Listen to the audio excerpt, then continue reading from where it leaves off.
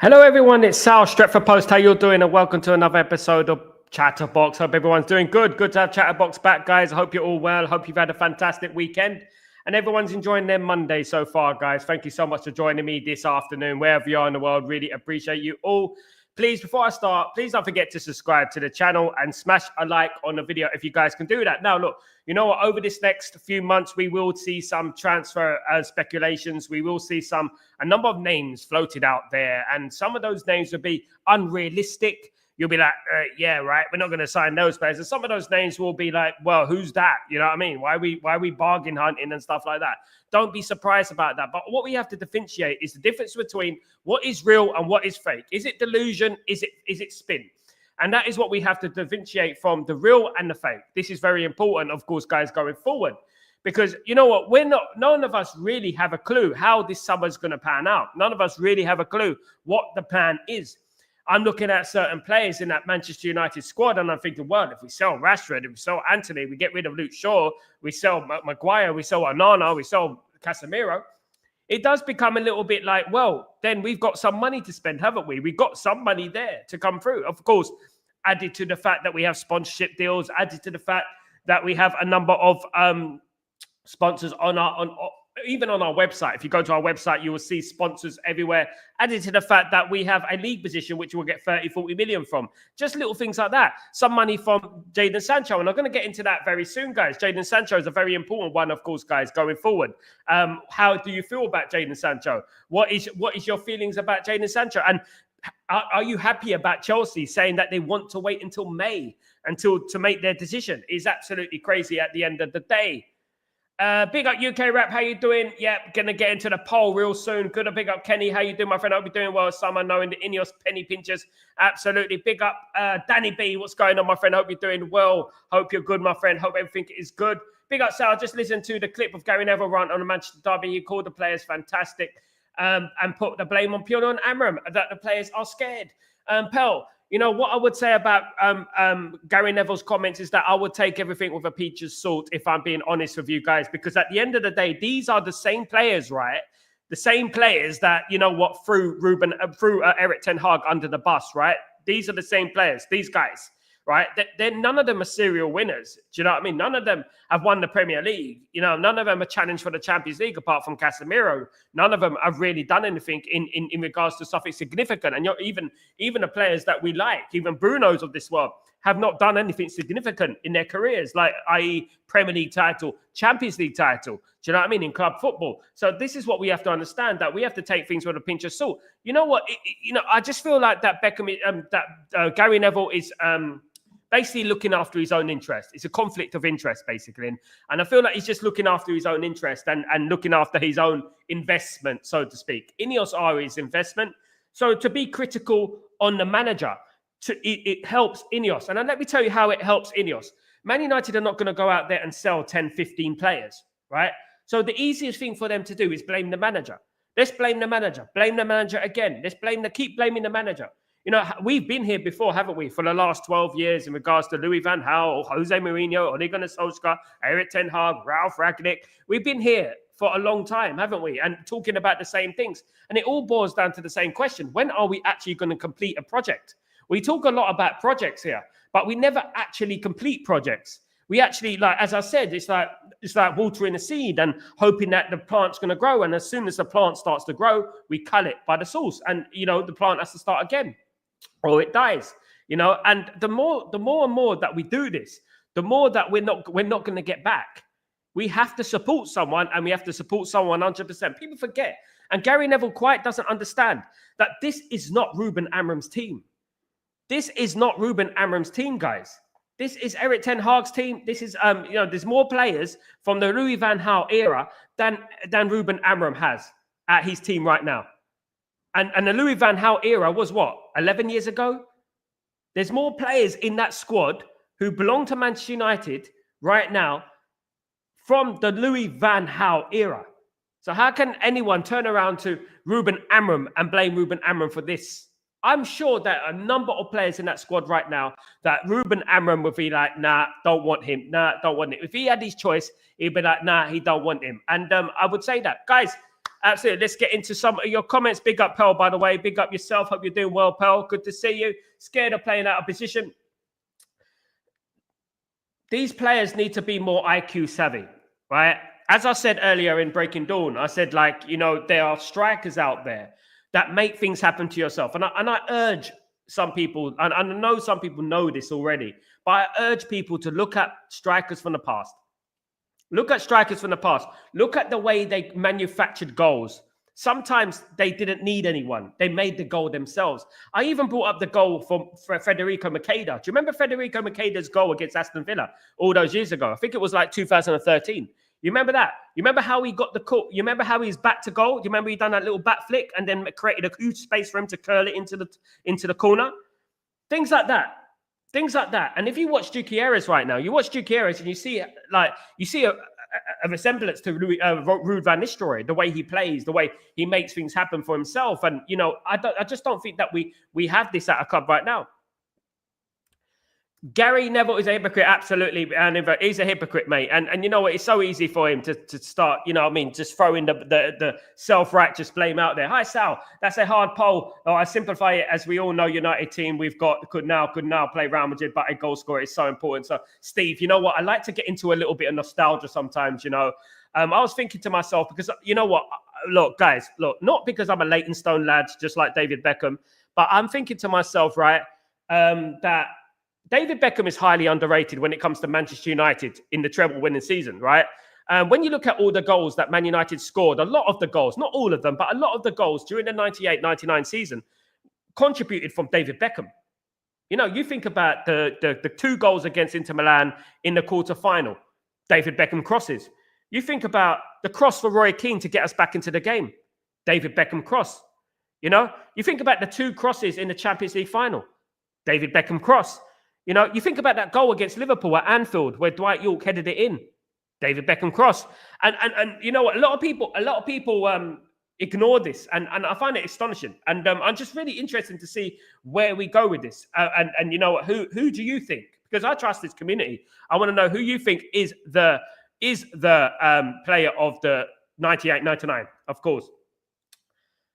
I'm going to go for Yorke. Yeah, fair play. Yorke was probably one of the best signings of the season, but there were so many in there, Steve.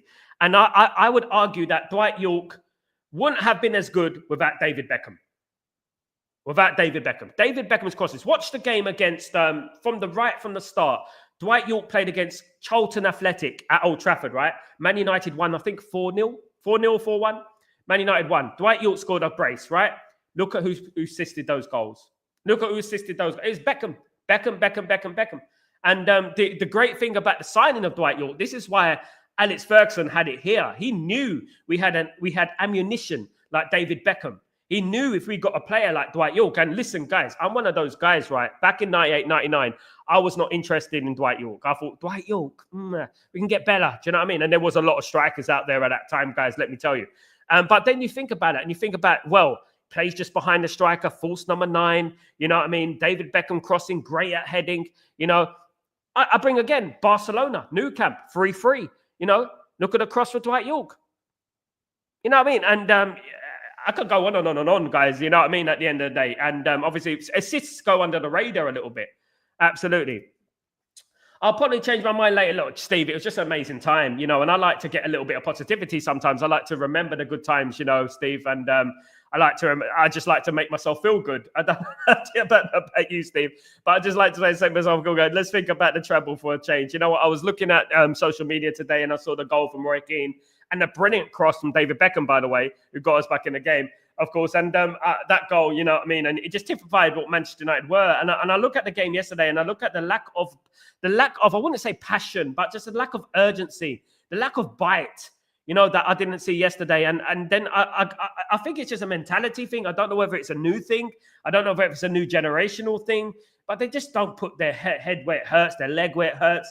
They just don't do that. They just incline. Look, you know what? When they were going off the pitch and all the hugs and kisses and everything like that, you know, it just made me think, what are they doing, mate? It's like they're happy with a draw, both of them. It's like they're happy with the draw. And I'm like, mate, you could have won that game. If you really wanted to go for that game, you could have won that game. Any Man United team in my lifetime would have won that game against Man City yesterday. Absolutely. United fan for Sal, how's it going, mate? I'm very good. How you doing, my friend? I hope you're doing well. Where's Coley in the vault? Triple M. They only have four options, unfortunately. Coley should have been in there. Coley's one of them. Just to say Cole's in there as well. Cole is a vote. Triple M is Cole. Coley, let me tell you something about Cole, and I cannot compliment Andy Cole enough. Andy Cole is one of the highest goal scorers in Premier League history, right? And he didn't take penalties. He's not Alan Shearer. He's not Haaland. You know what I mean? These type of players. He's not Henry. He didn't take penalties, Andy Cole. You know what I mean? And people forget this about Andy Cole. Andy Cole was a phenomenal striker. If you go through some of the goals he scored, you'd be hard-fetched to find better goals than Andy Cole. And the problem is these days that people have this recency bias where they want to brush every single Man United legend under the carpet. If they had their choice, there'd be no Man United legends in that team. For example, Paul Scholes. I saw today Yaya Toure, the ex-Manchester City player, saying that Paul Scholes is his favourite player of all time in midfield. His favourite English player. How many greats have said that Paul Scholes is the greatest of all time? How many greats? But the own English media don't believe it. Their own English media are like, oh, Lampard, or Gerrard, or, you know what I mean? No, at the end of the day, Paul Scholes was the best Premier League midfielder of all time. Premier League, in my opinion. Right? And at the end of the day, because what he done, he influenced the likes of Xavi, Iniesta, and people like that, of course. Do you know what I mean? At the end of the day. Sal, 2008, Sal against Villa. I think it was 2008. Was it 2008? I think it was 2008. If I'm reading it right, Kenny, it's either 2008 or 2013. It's one of those ones. But Federico Chiesa was, things like that. Of course, 3-2. Yes, that was it, Kenny. Well played, Kenny. It was 3-2 against Man United. We were losing that game, actually, I think. It was 2-2 right up until the last minute. I remember that game because I weren't at that game, but I remember listening to it on the radio. And I was just like, back in them days, right, guys, if you listen to Man United on the radio back in them days, it was relentless. Guys, it was relentless. You would see attack for Man United. It would be like, Ian Pearce on the radio station. You know what I mean? Oh, Man United are going forward again. It's Ole Gunnar Solskjaer. It's back to Beckham. It's back to Scholes. It's Andy Cole. It's back to Beckham. It shoots. It blocked. Back to Scholes. Scholes on the right. And it'd be like that non-stop. It'd be like that non-stop. If you guys were there, guys, if you guys were there back in 98, 99, especially, you know what I mean? It was just like relentless attack, especially when Man United were losing. And then this is the intensity that I miss for Man United. This is the intensity that I think Man United have been missing for such a long time, of course. Sal, just like Eric Ten Hag said, players these days can't take criticism and they just take offense to any advice. Absolutely, guys.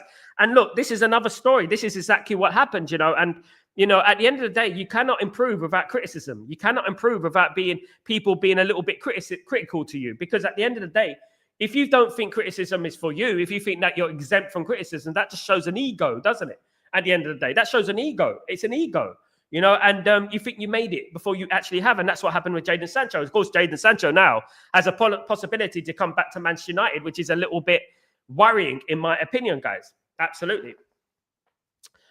Let's get into some of the transfer news, guys. In regards to transfers that I've heard, transfers that are way out there at the moment that might not be realistic to you. But Federico Valverde, the absolute baller from Uruguay, Real Madrid player, has been linked to Manchester United. I know, guys, you may laugh at this. I know you may laugh. I know it's funny. But Federico Valverde has been said to be high on Manchester United's transfer wish list. Now, Valverde will go for the small fee of 130 million euros, guys. Now, Federico Valverde is probably one of the best players for Real Madrid at the moment. But Real Madrid are looking to cash in. Apparently, Real Madrid are looking to cash in. His contract expires in 2029. 69 caps for Uruguay, 8 goals. Now, look, where did Valverde come from? Why did he become such a great player? Because they found him. They scouted him, of course. But Valverde is a player that would be amazing for Man United. Right winger, right midfield, central midfield. Brilliant. Brilliant. He's, of course. And to be honest with you, 130 million, is it a snip? At the end of the day, look, you know what? I just feel like there will be no one eating at Old Trafford. I think they'll cancel the actual canteen at Old Trafford. There'll be no more canteen if we sign Valverde. But if Man United manage to sell the likes of Antony and Rashford and get rid of Casemiro and no more Eriksen and Maguire. And do you think, look, Man United, I said from the beginning, Man United will spend 200 million. I said that. That's not net. That's how much, basically, that would not include the players that we're going to sell as well, like Rashford and Anthony and Casemiro and players like that, Malacia and maybe Luke Shaw and players like that, even Onana. I'm looking at that and I'm thinking, it could be a possibility that, they might manipulate the market. They might manipulate the market and say that, sign Valverde, and that will shut the Man United fan base up. Of course, there was the protest, the sit-in at Man United yesterday, of course, guys. It done very well. Fair play to them. Congratulations to them. It was very good. Do you know what I mean? At the end of the day. And I would say that, let's keep it going. Let's keep the consistency. Do you know what I mean? At the end of the day, of course, guys. Valverde, interested, Manchester United. Who would have thought that, of course, guys? Absolutely. Big up. Football is a team game. Really, everybody is very important. Steve, you know what I would say, Steve? If you move, it's like the butterfly effect, isn't it? You move one movement. You move one movement, one cross, one pass, one header, etc. It's going to change the course of history, isn't it? It will change the course of history. I wouldn't change a thing about that season, Steve. Some people look at me and they say, "Why would you bought this player? Would you purchased that player? Would you like Vieira? Would you like Henry? Would you like an Anelka? Would you like a Parla? Would you like a Overmars?" And I rate all those players very highly. But I wouldn't want anyone in that squad. Even the likes of Greenwood, David May, all these players, right, who were in the squad at that time, I wouldn't change them for the world because they achieved the impossible dream without oil money. Let's remember that as well. Big up Danny B, of course. Gary Brown, I am dead. Absolutely. I thought it was a spelling error. Absolutely. Flick of a coin says, Flick of a coin, York and Beckham. One thing I would say, Danny B, about Dwight York is Dwight York is the epitome of taking your chance. When you get your chance, you take your chance. Now, we look at the squad right now. We look at the team right now, and there's players that come into this football club who are not taking their chance. Rasmus Højlund, I understand that Rasmus Højlund is young. He's 22 going on 23. So we have to start thinking of him at 23, what other players doing at your age, mate? You know what I mean? And you have to say that you have to take your chance. By hook or by crook, you have to take your chance. And, I don't like banging on about the past, but I look at the past and I look at players like Dwight York, players like Ole Gunnar Solskjaer, players like Andy Cole, players like Teddy Sheringham. They took their chance. Teddy Sheringham, right? Teddy Sheringham is a perfect example, and he's highly underrated, guys. Let's not forget, 98, 99, Teddy Sheringham was highly underrated. Scored in the Champions League final, scored in the FA Cup final. So he has a shout as well, guys, not just the others. He was a fantastic signing in 1997. He was a fantastic signing. But the way that Teddy Sheringham used his skills set, used his body to become a world-class player, in my opinion, was incredible because he didn't have pace.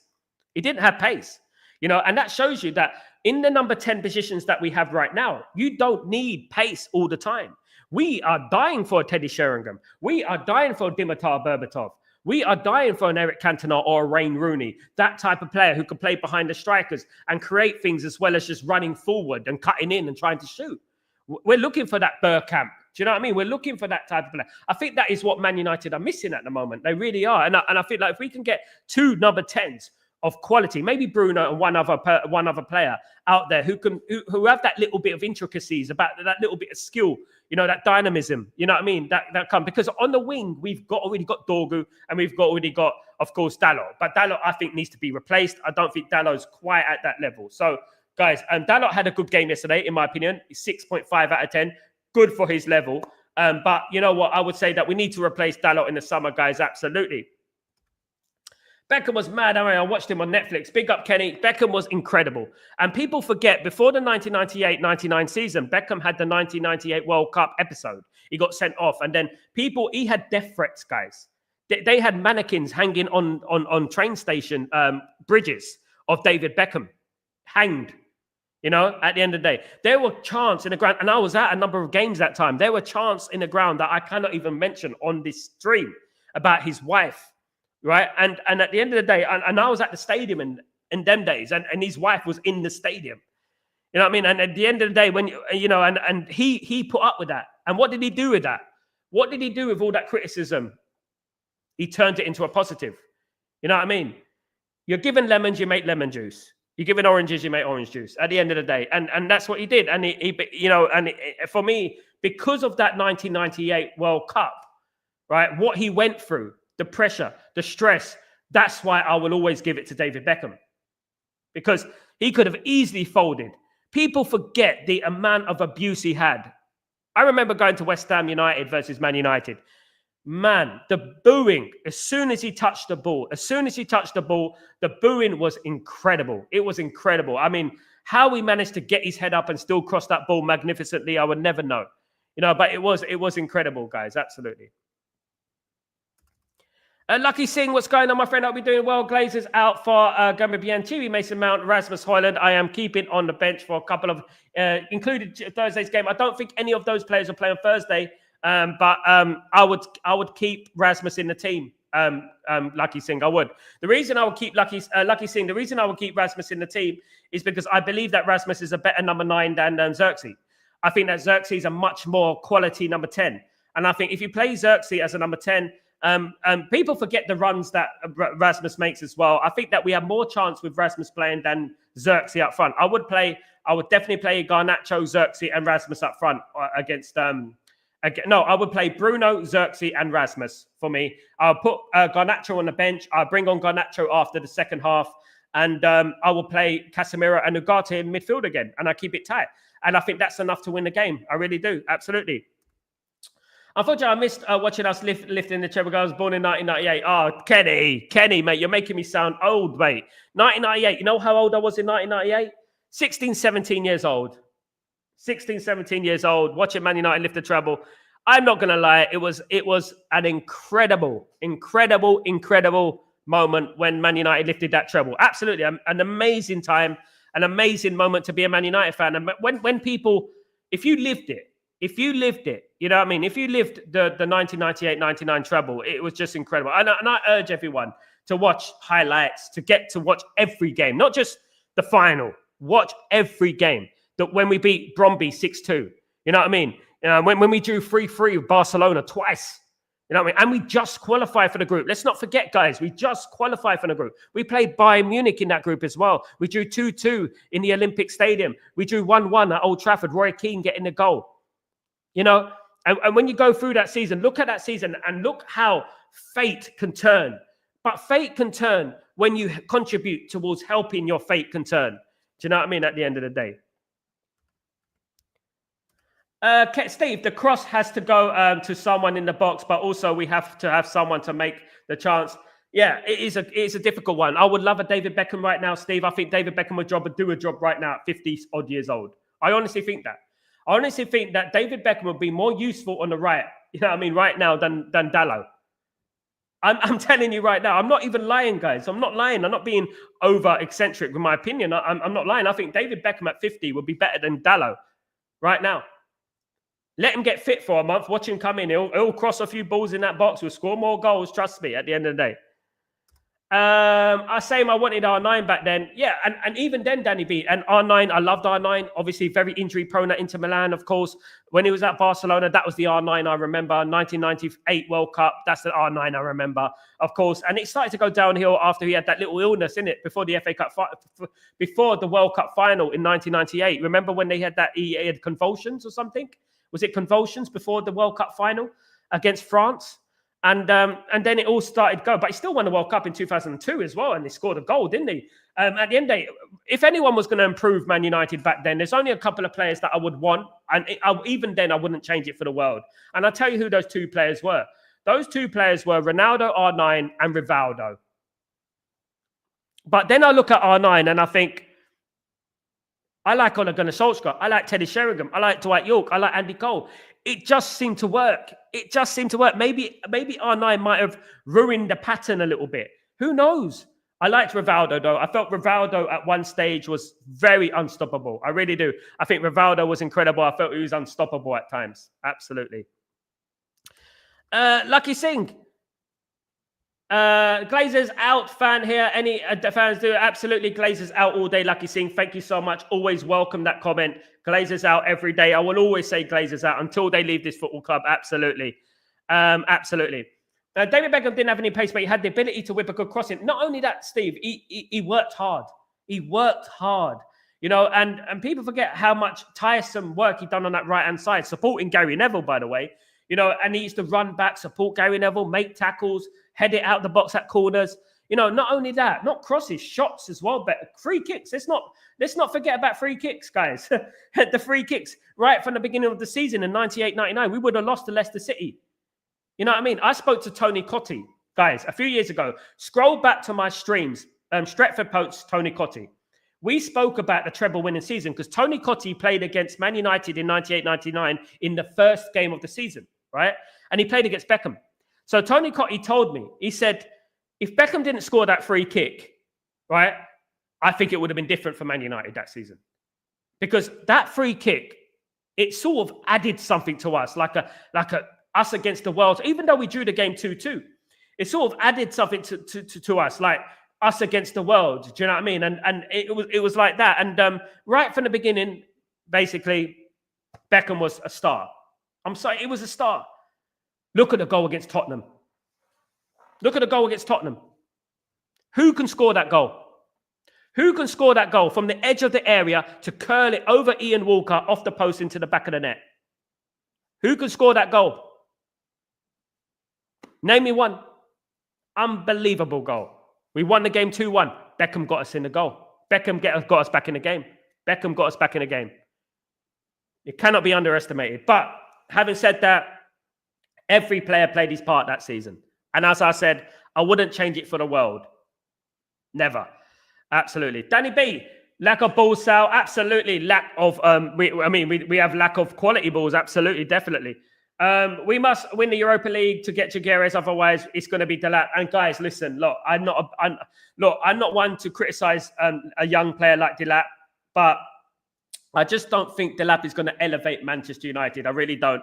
I don't think he's going to elevate Man United to the levels that we want it to be elevated, guys. I really don't. And as much as I like the player, if we signed a few experienced players in there and Delap, I would be happy with that. But we're not going to sign a few experienced players and Delap. We're going to sign Delap or nothing. You know, and that is what I'm concerned about. Because when you look at Arsenal, if Arsenal go and sign Jaguares, if Liverpool go and sign someone as well, a couple of players, Zubimendi or something like that, if Arsenal gets Zubimendi and a couple of, if David goes to Liverpool and stuff like that, then we're not gonna improve. We're not gonna overtake Liverpool and Arsenal. You know, so we really need to get a proper striker in there. I really think that there are strikers in Europe. There are, other than Osimhen and Gyökeres, there are other players out there that can score goals. Absolutely, might have to spend a lot of money on those players, but it is what it is. Man United need to improve, and one of the most important things about a successful football team is having a spine. And I don't think Man United have a spine at the moment. Anana is not a good start to the spine. I think De Ligt can be part of the spine. I think Ugarte could be part of the spine. I think our number 10's a bit here and there. Maybe Bruno can be part of that, but I'm not too sure. Still, Drew is still out. And then you got, obviously, Rasmus Højlund is not a good part of the spine. So we got to fix our spine in that team, absolutely. Big up, Lucky Singh. Big up, my friend. I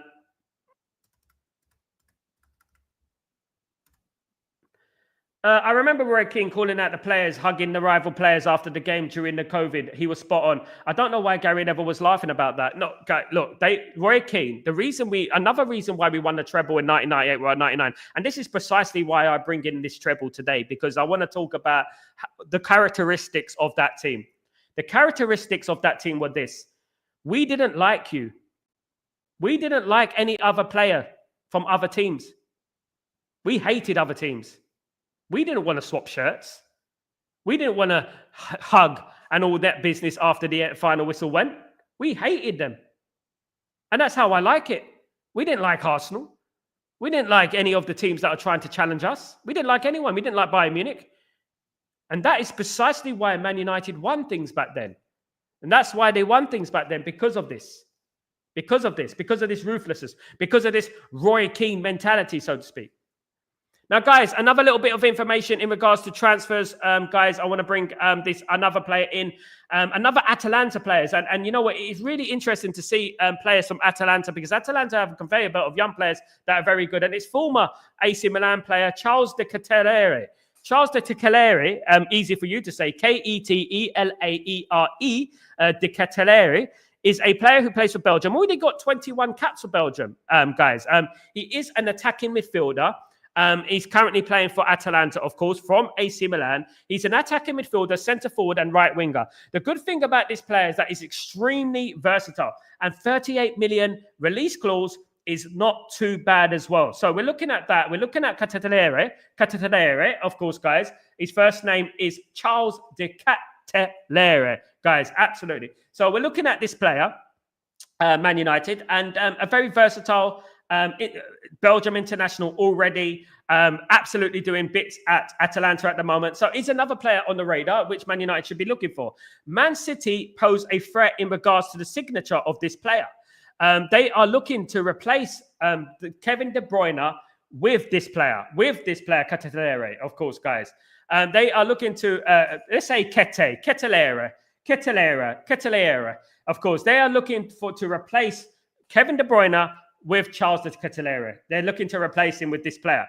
Now, it's up to Man United, if he's on our list, to try and swing a deal with Atalanta, because this player is incredibly decent, right? I place him in the same bracket as the likes of Cherki, all right? I place him in the same bracket as the likes of Trincao as well. So another player to look at, another player to be interested in is this Charles de Kettelere, of course, guys, who currently plays for Atalanta, who is also wanted by Manchester City. So we got to act quick in regards to that. A big part of what Manchester City, Atalanta are doing at the moment is because of this player, 24 years old, currently playing for Belgium, of course, 38 million euros. Very, very good player indeed. I suggest you look at this player, have a look at him on YouTube, and that he's a very, very good player, guys. So have a look at that, of course. Pep said the same about Paul Scholes. Every great player, right? If I was to say, like, apart from like, Scholes should be in a debate as well about best player of 98-99, Danny B, absolutely. What I would say is that every great player you would meet, if they were honest, they'll say Paul Scholes is their favorite player. Thierry Henry said he's his favorite player. Iniesta said he's his favorite player. Zinedine Zidane, the great Zinedine Zidane, right, said that someone asked him, how does it feel to be the best player in the world? And Zinedine Zidane said, I don't know. Ask Paul Scholes. Absolutely. An unbelievable player. Unbelievable. Yeah, that was the one. I get confused with 2013. It's the last time we won the league. But 2008, yeah, 3-2, of course. 2-0 down, absolutely. Yeah. Yes, Zidane even said he's the best. And I listen to people like Zidane. I don't listen to social media muppets. I listen to people like Zinedine Zidane. You know what I mean? Zinedine Zidane, who for me was another player who probably would have improved Man United in 98-99. An absolutely wonderful player. But I wouldn't change anything from the world again. Absolutely not. Our push will be to do the best we can for Lyon game. I hope so. Thursday's a big one, of course. And let's wait and see. We should go for Goulet, Valverde, and Realistic. Ineos said no to Galacticos. Would you class Valverde as a Galacticos? I don't know. I would love Goulet at the football club again. He's another player that I've mentioned on the show a number of times. But I'm mentioning the news, even though it's far out there. Valverde is gaining interest for Man United. I'm sure he's gaining interest in a lot of people. But I would love a Goulet. I would love a Cherki. I would love that because when you buy a player, for that amount of money, we know that Valverde is a fantastic player. But it puts pressure on the club. It puts pressure on the player as well. So it's looking at these rumours and hearing a few things that Man United are interested in this player. I'm reporting it to you guys. If we sign that player, if it happens, it's a long shot. I don't know. I think we can spend 130 million on something, you know what I mean, on many other players, many players. You know what I mean? Of course, we can get a Gula, we can get a Cherki for that. You know what I mean? I believe Man United will spend 200 million in the summer, guys. I'm not going to move away from that. I think Man United will make money from transfers as well, from transfers out. I think Man United will make money from their league position, from the Europa League win. A big part of this is the Europa League win. If Man United win the Europa League, I'm not putting anything past anything. I'm not saying anything.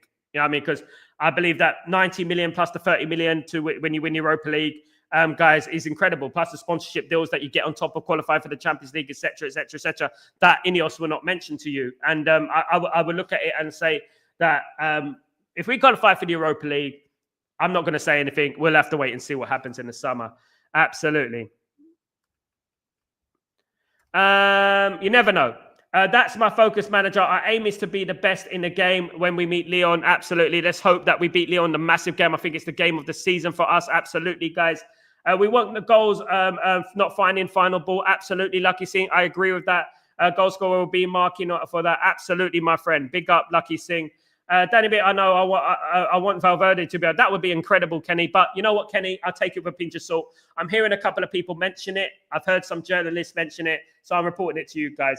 So what I would say is that Man United would have to get the price down significantly less, of course, guys. And we'll have to wait and see. But he'd be a fantastic player in it. We can dream, of course. But guys, I mentioned Charles de Ketelaere, of course, guys, of Atalanta. Have a look at this player, a good player as well, guys, absolutely. Did you know that Dean has a release cost of 50 million, probably get too rich off our budget, but it would be a huge improvement to our current centre-backs? Almac, I don't think Man United have a problem with the centre-backs. I really don't. I think De Ligt, Mazraoui, and Aiden Heaven and Licha, and I think these players are Euro as well. I think we're good enough in defence, mate. I really do. And we might bring in one more defender. But why didn't we sign Dean Henderson when he played for the reserves of Juventus? Why don't we scout these players? Because I knew about this player a long time ago before he even played. He went to Bournemouth. He played for Juventus youth. And he was incredibly highly rated then. So why did we not know about this player back then? Now we're going to pay 50 million. I wouldn't pay 50 million for a defender at the moment, mate. Absolutely not. I think we're covered. I think if we're going to buy a defender, it's going to be a right wing back. I think we need a right wing back. I don't think we need a defense. And the most important thing about Man United is right wing back, striker, of course, and maybe the midfield as well, given if Casemiro leaves. Obviously, there is rumours about Casemiro wanting to stay until the end of his contract. Of course he would. He's going to want to stay to the end of his contract. Of course he does. At the end of the day, you know what? He's getting 370 grand a week at Man United, guys. Absolutely. Who wouldn't want to stay at Man United at the end of the day? If you're getting that amount of money, no one else is going to pay that amount of money. So he's going to want to stay. You know what I mean? I like Casemiro. I think he's been a great player. But unfortunately, I think we gave him too much money and we gave him the contract was too long, in my opinion. Casemiro will be very important for Man United this season. Casemiro obviously has the experience of European football, so it will be imperative for Man United this season. It will be very important for Man United, especially if we reach the latter stage semi-finals and the final. Casemiro will be very important for Man United, given his experience and stuff like that and getting us through. You know what I mean? I really would say that at the end of the day. Big up Danny B, big up Kenny, and big up all, of course. Big up Almac, of course. Just want to do the best in game at game Lyon, and we're focused. Absolutely. This is Man United's most important game in many years, guys, in my opinion, since, look, I would say that's Man United's, look, let's not get overzealous. It's Man United's most important game this year, 2 years, since the FA Cup final. It's Man United's most important game since the FA Cup final, because this is our be-all and end-all. Our eggs are all in this basket. That's it. Do you know what I mean, at the end of the day? They are not giving Rasmus any chances to take. He's got sometimes, Danny B, what I have to say is that sometimes, just sometimes, you have to make something happen for yourself. Make something happen for yourself. Look at the great strikers in history of football. Sometimes it just made, like we were talking about Makeda goal earlier. What did he do in that moment? He had his back to goal, he spun and curled it into the top corner. Well, mid corner. And that is what Rasmus needs to do. I really do think that. Absolutely. Guys, big up Amir. What's going on? Trust the process. Absolutely. Big up Amir. I hope you're doing well. Multiple times Rasmus made space on the grounds and Dalot, Casemiro didn't play the pass. They hesitate. That's a big part of it as well, Danny. But I'm not going to discount that. Definitely not. I do think that's a big part of it as well. Absolutely. There will be players that will make them there will be players that make them, some will go, some absolutely. We'll have a big clear out this summer. Steve, also Sal, goal scorers tend to go for the highest fees and generally get the most money. Another indicator of their importance to the team. Natural goal scorers. That's why they call it a natural goal scorer, isn't it, Steve? They call people natural goal scorers because you're born with the ability. You're 16, 17 and you have the ability to score goals. What do you think about Lyon striker Mekotadze? His stats aren't great, but his passes and eye for goal would be cheap. I like your thinking, Almac. I'll have a look at him. I like your thinking. And is he Georgian? But yeah, Georgia have a great conveyor belt of players coming through, definitely. The names that will make it absolutely. Big up, Lucky Singh. You were 12 in 98, Danny B. You were old enough to remember then. Absolutely. Today, rest for everyone. To Wednesday, we will see. Absolutely, Danny B. Batistuta, great striker. We wanted him. before we signed Dwight York, Danny B. We wanted back Gabby Batigo, of course. We wanted him, of course, back then, of course, guys, absolutely. Amir, we believe and trust the boss. Amram, I agree. Amir, love your positivity, mate. Keep it up. Gutierrez and Bremo, Naipan, Jashiri, Cherky, Spirit Centre-Back might push for top 4 next season. Mate, if we do that, my goodness me, I'll shave off my eyebrows. I'll shave off my eyebrows if we sign that many players. My goodness me. Big up Danny B. Darren. Sorry, not Danny B. Danny B's gone. Big up Darren. How you doing? Still hate other teams, though. I still hate other teams. I think we all do, Darren. But this time we can't really have banter. Back then, at least we had the banter that we were the champions and we're this and we're that. I mean, when we won the treble, it was like I was sitting on a throne. You sit on a throne of liars. No, I was sitting on the throne, right? And I was like, you know what? You cannot say anything to me. It's like everything was rebounding from me. All the Arsenal fans, the Liverpool fans, the Everton fans, you know what I mean? The Chelsea fans bouncing off me. That's what it was at the end of the day. It was amazing. Absolutely. Like you say, big up on the radar. And let's not forget, obviously, Yilmaz of Juventus, very highly rated player as well. Yilmaz, guys, check him out as well. I would prefer Arden Jashari, good player. Lots of people talk about Jashari. Absolutely. We are interested in everyone on the planet. Then we end up with one player. We'll probably get about 5 players, I think, Triple M, but we're going to get rid of a lot of players. We'll probably get about the same as we did last summer, of course. Absolutely. Watch along, 100%, mate. 100% Triple M. Watch along, of course. Absolutely. Gula would be perfect Bruno replacement. I agree. He would be brilliant. Absolutely. Cherky and Liam Delat will want 2 strikers in the summer. Big up Lucky Singh. Big up everyone, of course, guys. Absolutely. Danny B, Naipan should be Bruno apprentice for 2 seasons.